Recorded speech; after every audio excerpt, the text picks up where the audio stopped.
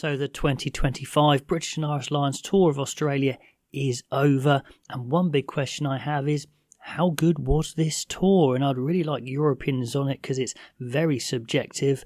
I guess what isn't subjective is the results. They won the Test Series, which is the main aim of the tour, and they won all their tour matches as well, apart from that Argentina game, which I guess doesn't really count as the tour. It's more of a warm-up.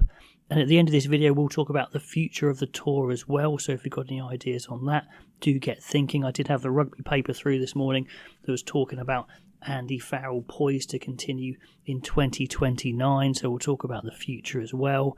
But the present here, they won the series. They won all those non-test games pretty comfortably. The one they struggled on was one of the biggest scratch sides, actually, the First Nation and Pacifica.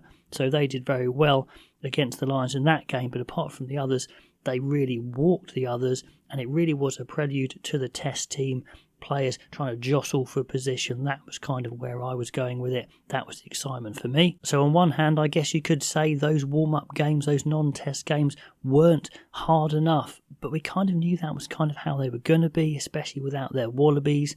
There was a big hoo-ha about releasing more Wallabies for these games, but Joe Schmidt wanted to keep most of them in camp and get them ready for the Lions, although how ready were they, as they only played one warm-up, and that was against Fiji, where the Aussies played pretty poorly, actually. So some definite questions for Smith as well about how maybe they could have done better in the tour. And yes, maybe it would be nice to have a bit more jeopardy in some of these non-test games, but these are games that the Lions really should win anyway, and we saw some really exciting tries. The style of play was expansive at times. It was definitely more exciting than maybe the last couple of tours. They thought this was a style that would suit the players and maybe suit the opposition, particularly in those warm-up games. So the style of play was enjoyable. There were lots of good tries, and that's something that maybe can get lost a little bit. Sure, the jeopardy wasn't really there in those non-test games, but it was exciting to watch an attack and some big booming defence. So I definitely enjoyed the style of play. Now, the first half of the first test, the Lions were definitely on fire. The Aussies, very poor indeed. And then the Aussies couldn't come back. It was just too much to come back in the first test. The second test, well, that was the big one, wasn't it? Where Australia go ahead and the Lions come back, and then we have that big try at the end in the last play of the match with some controversy. That was the talking point. That was the excitement. And obviously the tour was won there. Was the last test kind of irrelevant, where the Lions had won the series and they weren't quite at the races, and we had the rain, the lightning? So, do we discount that one, or do we say actually because the Lions didn't really show up in that game, it takes a bit away from the tour? So that's an interesting one. Let me know what you think. In some ways it was disappointing the Lions couldn't win 3-0. In other ways it shows how competitive that Test series actually was, where Australia were definitely going away thinking we could have won that Test series. We played better in the first test, if we'd held out in the second test, if a call had gone a different way. This is what we can do when we're fired up. But like I said, in Australia there will be other questions about selection from Joe Schmidt, trusting Tom Liner in that first test, which went badly wrong, with some selection calls, not picking certain players. So I think Australia will definitely go away thinking we absolutely could have won that, which is good for a series. So I think that's a positive. And I've definitely been hearing people saying it's not a tour that's going to be remembered, and is it going to go down as one of the great tours? Probably not, but I think certain points will be remembered.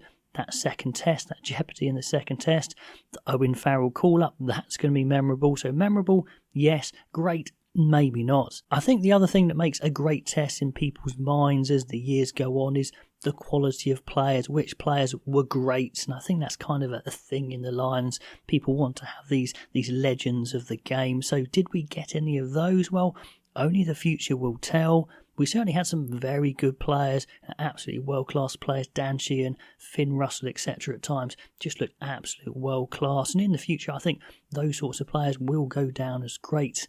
Was the squad stuffed full of them? Well, probably not, but we kind of knew that beforehand. There were lots of very good players, a lot of players playing well. There were definitely injury problems as well, which didn't help. Players coming into form, coming back from injury, getting injured at the wrong time. So I think player-wise, that didn't help, but largely these were the best players available, and I don't think really you could have picked too many different players. And what about the captain, Mara Itoje? The captain, rightly or wrongly, is a big part of the tour.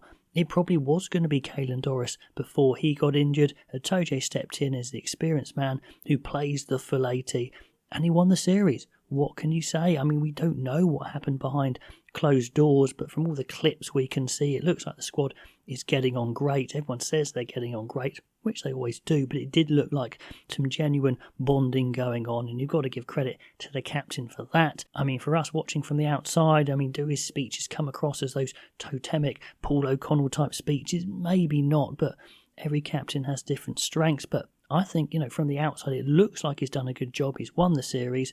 So I think, you've got to say he was pretty good captaincy. From that respect, we didn't see any disagreements, didn't hear about anything there. So were there any other things that spoiled the tour for you? Well, plenty of comments saying that the Owen Farrell call-up definitely spoiled it for you, and I understand why that could be. At the time, I made a big video on it. I'll either link it up above or at the end if you want to have a look at it, which many people have, and I pretty much stick by everything I said there, because at the time, it didn't make a lot of sense.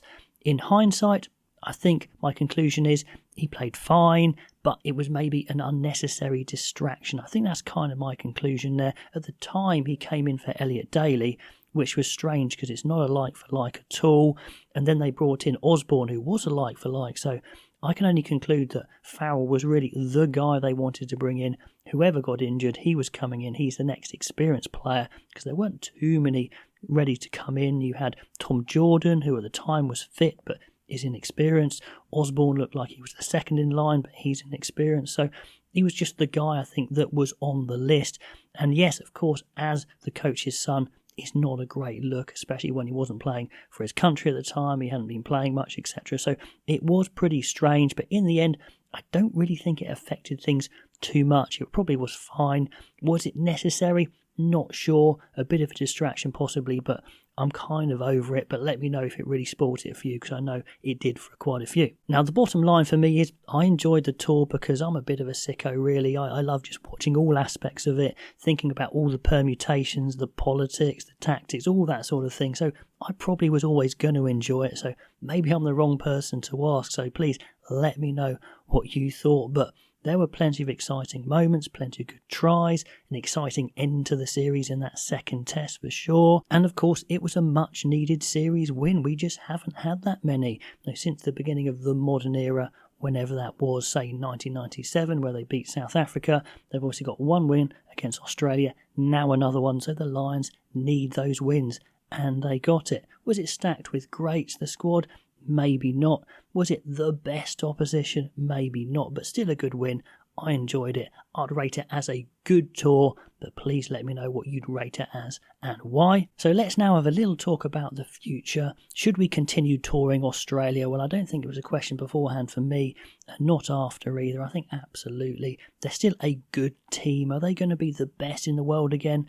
It's unlikely, but we could see from the test series it was very close. Plus, touring Australia is an amazing experience. I'm pretty sure all the fans that went there had a great time, great place to tour, great fans, great for a holiday, etc. Makes plenty of money, is absolutely staying on that touring list for sure, so I think there's no doubt about that. Can anything be done about the quality of domestic opposition? Well, the only other thing really you can do is add the Wallabies in. They had a bit of a contract saying that the Wallabies, Joe Smith, had to release some players, or at least try and release some players, but didn't have to release his Wallabies. You could make a bit of a stipulation saying everyone has to be available to be picked for the domestic opposition.